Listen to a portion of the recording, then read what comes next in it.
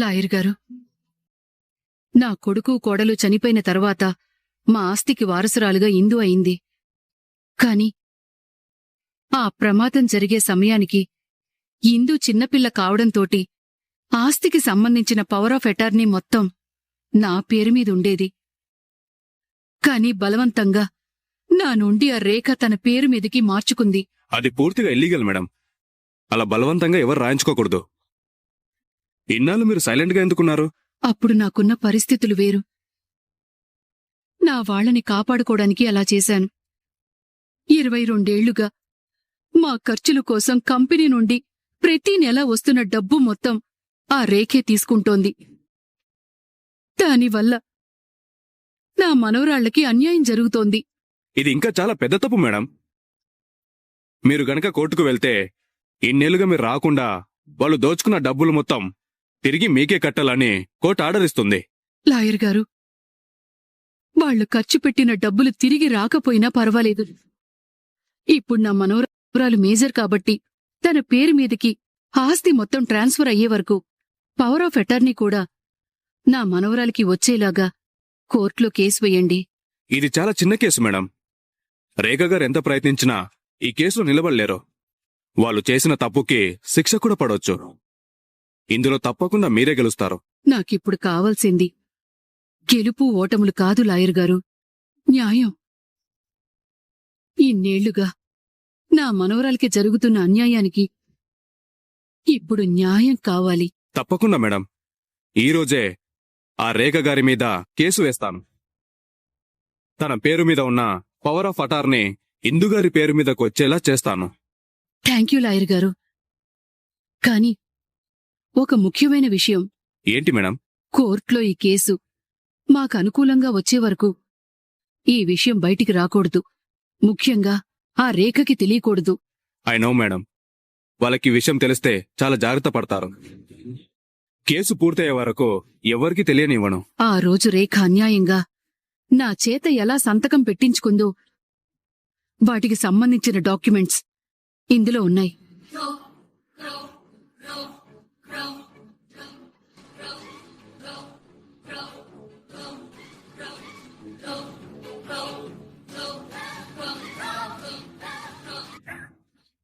Madam, ఈ విషయాన్ని నాకు వదిలేండి, నేను చూసుకుంటాను. ఇప్పుడున్న పరిస్థితుల్లో నేను డబ్బు రూపంలో మీకు ఫీజు ఇవ్వలేను. అందుకే వీటి రూపంలో ఇస్తున్నాను. మేడం, ఏంటి మేడం ఇది? ఇలా ఇస్తున్నానని మీరిబ్బంది పడకండి. ఈ కేసులో నా మనవరాలికి న్యాయం జరిగితే అంతే చాలు. ఆలోచించకండి లాయర్ గారు, ప్లీజ్ తీసుకోండి.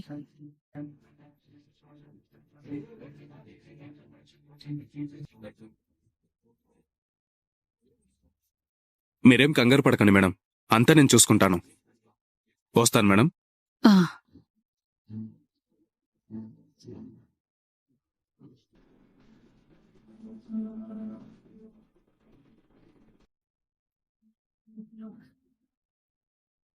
సార్, నా పేరు ఇందు సార్. నేను అడగలేదు కదా మేడం. అది కాదు సార్, ఈ రోజు ఇక్కడ ఇంటర్వ్యూ జరుగుతున్నాయి కదా సార్. జరుగుతున్నాయి కాదు మేడం, జరిగిపోయింది. ఇంటర్వ్యూకి టైం అయిపోయింది. మా హెచ్ఆర్ కి పేషెన్స్ కూడా అయిపోయింది. సార్ సార్ ప్లీజ్ సార్, అలా అనకండి. ఈ జాబ్ నాకు చాలా అవసరం. కావాలంటే మీరొకసారి హెచ్ఆర్ తో కల్పించండి సార్, నేను మాట్లాడతాను. మేడం, మా సార్ పని కంటే టైంనే ఎక్కువ నమ్ముతారు. ఇలా లేట్ వచ్చారంటే కనీసం మిమ్మల్ని కలవను కూడా కలవరు. సార్ సార్, నేను కూడా ఎప్పుడు టైమింగ్ తోనే పనిచేస్తానండి. మీరొక్కసారి హెచ్ఆర్ ని కలిసేలా చెయ్యండి సార్. ఈ విషయం ఆయన దగ్గర నేను ప్రూవ్ చేసుకుంటాను సార్. Please sir, please. మీరు మరీ ఇబ్బంది పెట్టిస్తున్నారు మేడం. టైం అయిపోయాక కూడా నేను పంపించానంటే ఆయన నన్ను తిడతారు. సార్ సార్ ప్లీజ్ సార్, ఏదో ఒకటి చేసి నన్ను పంపించండి సార్, ప్లీజ్ సార్. సరే, మీరు ఒక పని చేయండి. ఇప్పుడు మీరు నన్ను కలవలేదు, ఆఫీస్కి వచ్చారు. అదిగో ఆ హెచ్ఆర్ రూమ్ మీకు కనిపించింది. స్ట్రైట్ గా వెళ్ళిపోయారు. మా సార్ అడిగితే ఇలానే చెప్పండి. వెళ్ళి మీ లక్ని పరీక్షించుకోండి. Thank you sir, thank you so much. అయినా నేను లక్ని కాదు, నా హార్డ్ వర్క్ నేను నమ్ముతాను. నాకు కావాల్సింది టైంకి పనిచేసేవాళ్ళు కాదు, టైం కంటే ముందే ఫినిష్ చేసేవాళ్ళు. నువ్వు చేసిన ప్రాజెక్ట్ ని నీ దగ్గరే పెట్టుకో. నాకు పంపించిన టైం వేస్ట్ చేయకు. Good morning sir. ఎవరు మీరు? సార్ నా పేరు ఇందు. నేను అడిగింది నీ పేరు కాదమ్మా, నువ్వు ఎవరు అని.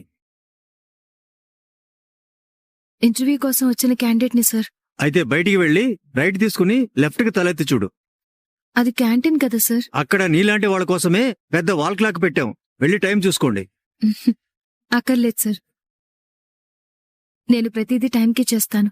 కానీ ఈరోజే కొంచెం లేట్ అయింది. ట్రైన్ ఎక్కడం లేట్ అయితే మిస్ అవుతుంది. అదే ట్రైన్ దాటడం లేట్ అయితే మన లైఫే మిస్ అవుతుంది. ఇప్పుడు నువ్వు అలాంటి తప్పే చేసావు. అది కాదు సార్. హలో, ఎక్కడున్నారు? ఈ టైంకి ఎక్కడుంటాను? ఆఫీస్లో. గ్యాస్ సిలిండర్ ఇంకా రాలేదు. టైంకి బుక్ చేశారా లేదా? గ్యాస్ కోసం బయట యుద్ధాలే జరుగుతున్నాయే. ఏదో ఒక టైంలో వస్తుందిలే, నువ్వు పెట్టే. టైంకి గ్యాస్ సిలిండర్ కూడా బుక్ చేయడం రాదు. మీరొక హెచ్ఆర్. ఇంకొక గంటలో గ్యాస్ రాకపోతే ఇంట్లో జరుగుతుంది అసలైన యుద్ధం.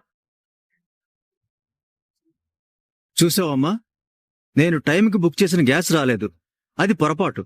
నా భార్య నన్ను తిట్టింది, అది దాని అలవాటు. కానీ నీ దగ్గర టైం ఉన్నా ఇంటర్వ్యూకి లేటుగా వచ్చావు. దీన్ని పొరపాటు అనరు, తప్పు అంటారు. మీరు మీ వైఫ్తో చాలా బాగా మేనేజ్ చేసి మాట్లాడారు. లైఫ్లో బాగా అనుభవం ఉన్నట్టుంది.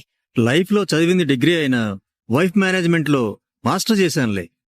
అయితే అంత అనుభవం ఉన్నవాళ్ళు నేను కాస్త లేటుగా వస్తే ఆ మాత్రం అర్థం చేసుకోలేరా సార్? చూడమ్మా, టైం సెన్స్ లేకపోతే కామన్ సెన్స్ ఉండదు. కామన్ సెన్స్ లేకపోతే వర్క్ సెన్స్ ఉండదు. మీ టైమింగ్ రైమింగ్ బాగున్నాయి సార్. కానీ నీ టైమింగే బాగోలేదు. నేను ఇంటర్వ్యూకి టైంకే బయలుదేరాను సార్. కానీ దారిలో ఒక వెదవ్ వల్ల నా ఫోన్ పగిలిపోయింది. అందులోనే ఈ ఆఫీస్ అడ్రస్ ఉంది. కొత్త ఫోన్ తీసుకుని అందులో సిమ్ వేసుకుని వచ్చేసరికి ఇంత లేట్ అయింది సార్. ఓడిపోయిన వారు ఇలాంటి కథలే చెప్తారు. వినడానికి బానే ఉంటాయి గాని నమ్మడానికే చిరాగ్గా ఉంటాయి. అలా అనకండి సార్. ఈ జాబ్ నాకు చాలా అవసరం. చూడమ్మా, అవసరం ఉన్న వాళ్ళందరికీ జాబ్ ఇస్తూ పోతే నా ఆఫీసు హాస్టల్ అయిపోతుంది. అయినా ఇంటర్వ్యూకే టైంకి రాని దానివి రేపు జాబ్ వచ్చాక టైంకి పనిచేస్తావని గ్యారెంటీ ఏంటి? లేదు సార్, కష్టపడి పనిచేస్తాను. దేన్నైనా సరే ఫినిష్ చేసే వరకు వదిలిపెట్టను. ఎవరిని? నన్నా? అలా కాదు సార్. ఇలా ఎక్స్క్యూజెస్ ప్లాన్ చేసుకోవడం కంటే టైం కంటే ముందే వెళ్ళడం ప్లాన్ చేసుకో. కనీసం జాబ్ అయినా వస్తుంది. సార్, ఇదేమీ బాలేదు. నా టాలెంట్ని కూడా మీరు టెస్ట్ చేయకుండా కేవలం టైంకి రాలేదని రిజెక్ట్ చేస్తారా? నేను టాలెంట్ని నమ్మను, టైమింగ్ని నమ్ముతాను. ఎందుకంటే కష్టపడినవాడు ఎప్పటికీ ఓడిపోడు.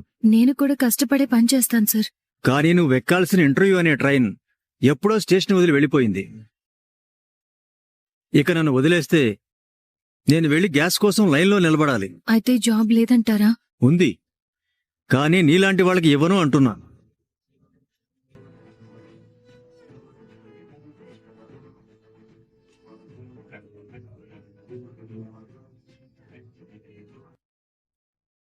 మిస్ ఇందు, నీ మాటలను బట్టి చూస్తే అర్థమవుతుంది ఇదే నీ మొదటి ఇంటర్వ్యూ అని. ఎప్పుడూ 2 విషయాలు గుర్తుపెట్టుకో. 1 టైం విలువ, 2 నీ విలువ. టైంని మిస్ అయ్యావో నీ విలువను కోల్పోతావు. Better like next time. Sir, నేను లక్ని నమ్మను సార్. నా హార్డ్ వర్క్ని నమ్ముతాను.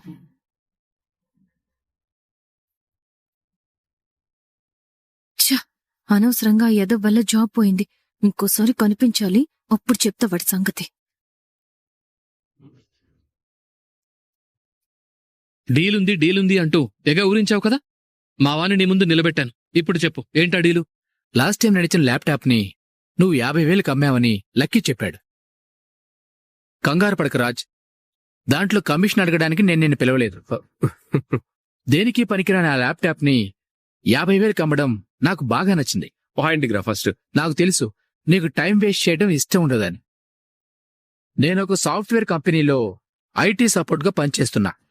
అక్కడేనో ల్యాప్టాప్స్ ప్రాబ్లం వస్తే నేనే వాటిని సర్వీస్ చేస్తూ ఉంటాను. అయితే ఇప్పుడు ఆ సాఫ్ట్వేర్ కంపెనీలో కొన్ని ల్యాప్టాప్స్ పాడయ్యాయని తెలిసి వాటిని స్క్రాప్లో నేనే కొనుక్కున్నాను.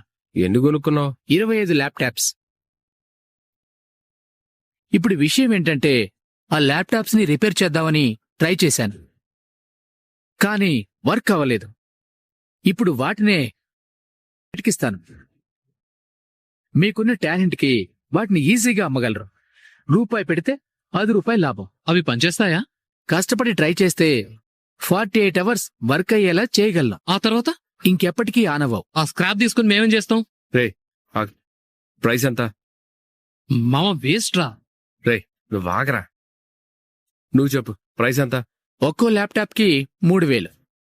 1500 ఇస్తా. 2500. 2000 ఫైనల్. సరే, డీల్. హాఫ్ పేమెంట్ ఇప్పుడు ఇస్తాను, హాఫ్ పేమెంట్ తర్వాత ఇస్తాను. ఓకే. ఇదిగో, ఇదే రిఫరెన్స్ ల్యాప్టాప్. మిగతా ల్యాప్టాప్స్ అన్నీ ఇలానే ఉంటాయి.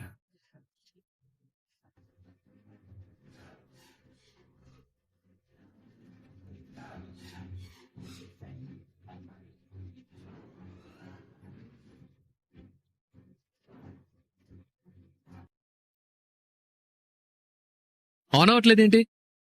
48 అవర్స్ పనిచేస్తున్నావుగా.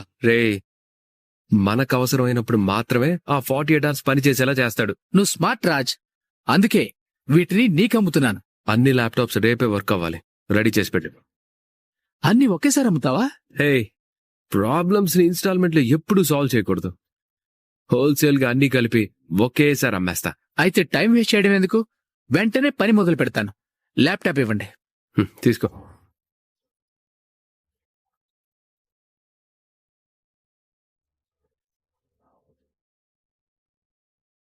పేమెంట్ అయిపోయింది, చెక్ చేసుకో. Okay Raj, okay.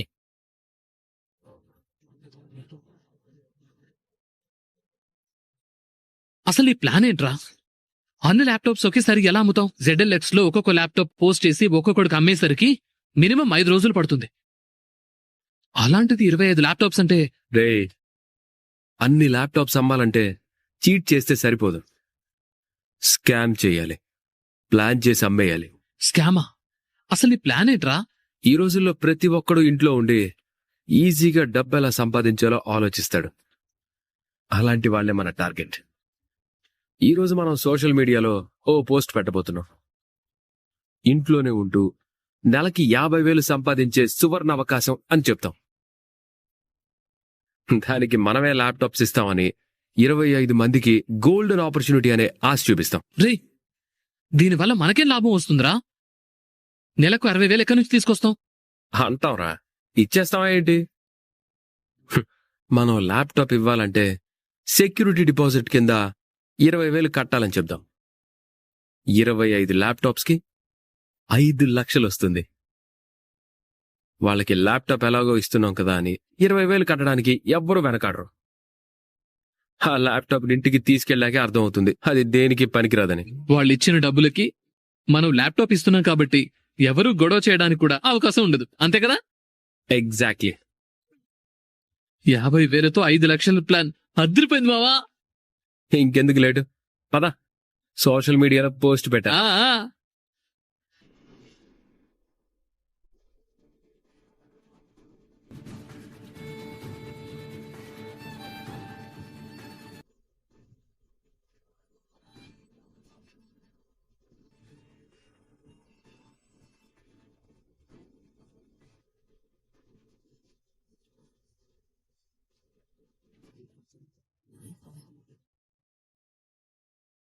తీసుకో బాబు.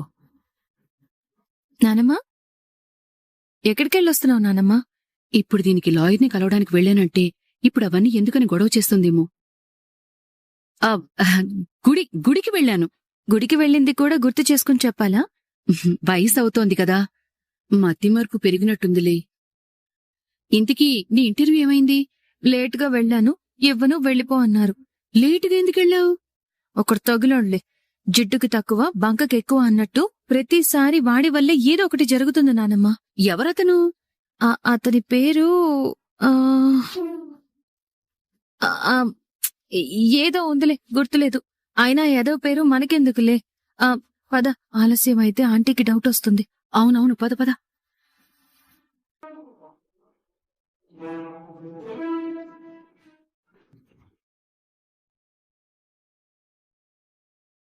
మేడం, ఇంజెక్షన్ వేశాను.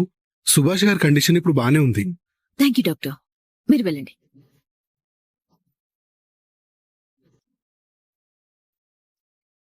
ఆంటీ, తాతయ్యకేమైంది? నువ్వంటే శివరం గారి దగ్గరికి వెళ్ళావు, మరి నువ్వెక్కడికి వెళ్ళావు?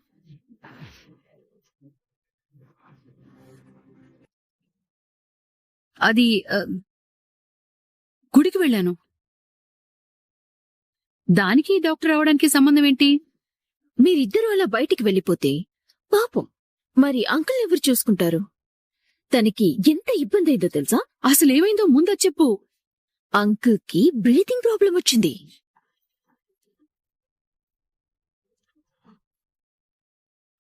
టైంకి నేను చూశాను కాబట్టి వెంటనే డాక్టర్కి ఫోన్ చేసి పిలిపించాను. లేకపోతే ఎంత ప్రాబ్లం అయ్యేది. ఆంటీ ఆంటీ తాతయ్యకి ఇప్పుడు ఎలా ఉందాంటీ? ఆ మాట అడగాల్సింది నన్ను కాదు ఇందు, మీ తాతయ్యని. వెళ్ళి కనుక్కోండి.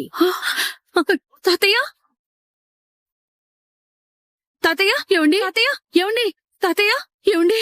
తాతయ్య తాతయ్య ఇప్పుడు ఎలా ఉంది? అసలు మీకు బ్రీతింగ్ ప్రాబ్లం రావడం ఏంటండి?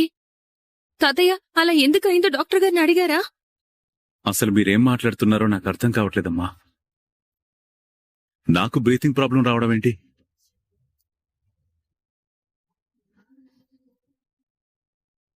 అదేంటి తాతయ్య? రేఖ ఆంటీ మీకు బ్రీతింగ్ ప్రాబ్లం వచ్చిందని డాక్టర్ని పిలిపించాను అని చెప్పింది. మీరేదో కన్ఫ్యూజన్ లో ఉన్నట్టున్నారమ్మా.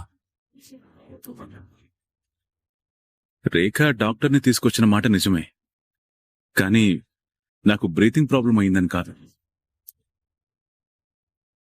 బీపీ షుగర్ అంతా కంట్రోల్లో ఉందా లేదా చెక్ చేసి విటమిన్ డి తక్కువగా ఉందని ఇంజెక్షన్ చేసి వెళ్లిపోయాడు. ఏంటి నానమ్మా, నాకేమీ అర్థం కావట్లేదు. రేఖ ఆంటీ ఒకలా చెప్తోంది, తాతయ్య ఇంకోలా చెప్తున్నారు. నాకు అదే అర్థం కావటం లేదిందు. అసలు మన గురించి పట్టించుకునే రేఖ ఈ రోజు ఇంత జాగ్రత్త ఎందుకు తీసుకుంది?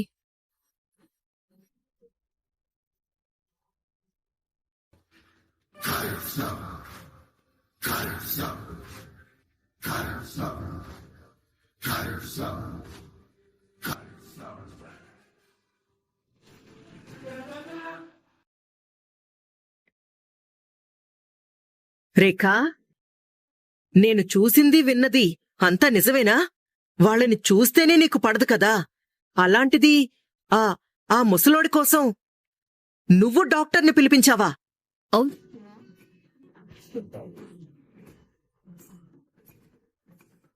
అసలేమైంది నీకు?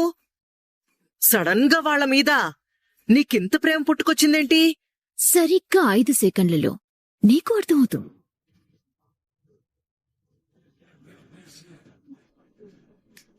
One.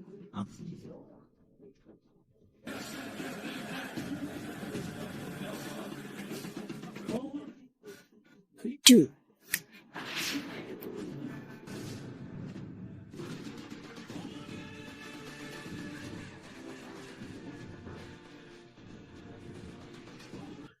3.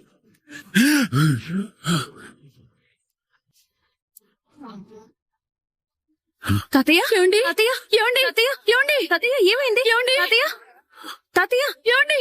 తాతయ్య తాతయ్య ఏమైంది?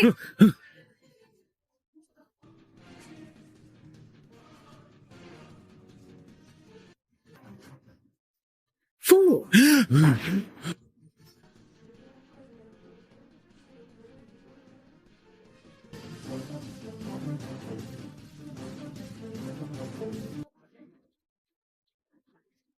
5.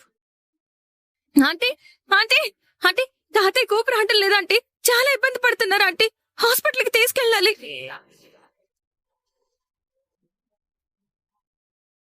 అయ్యో, ఇందాకే డాక్టర్ వచ్చి వెళ్ళారు కదా, మళ్ళీ పిలవాలంటే పాపం డాక్టర్కి ఇబ్బందిగా ఉంటుందేమో.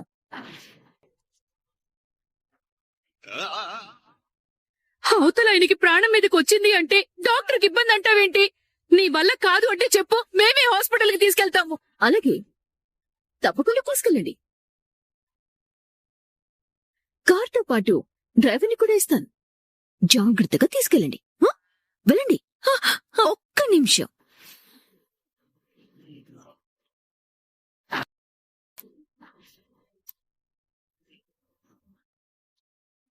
పాపం అంకుల్ని హాస్పిటల్కి తీసుకెళ్ళాక తన కండిషన్ని చూసి డాక్టర్స్ అసలు ఏం జరిగింది, బ్రీతింగ్ ప్రాబ్లం రావటానికి కారణమేంటి అని అడిగితే ఏం చెప్తారు? నువ్వే ఏదో ఇంజెక్షన్ ఇవ్వడం వల్లే తనకి ఇలా అయిందని చెప్తాను.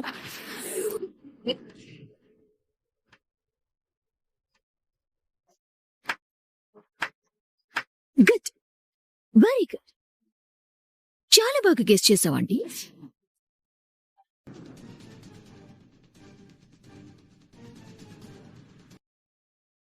కిటుకంతా ఆ ఇంజెక్షన్లోనే ఉంది. నేనిచ్చిన ఇంజెక్షన్ ఏంటో,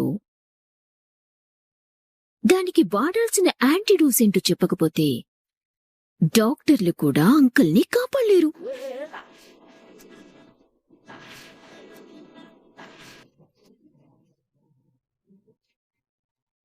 అంతెందుకు, మీరు హాస్పిటల్కి తీసుకువెళ్లేసరికి అసలు ఉంటాడో ఊపిరి ఆగి పైకి పోతాడో కూడా గ్యారెంటీ ఇవ్వలేను. రేఖ,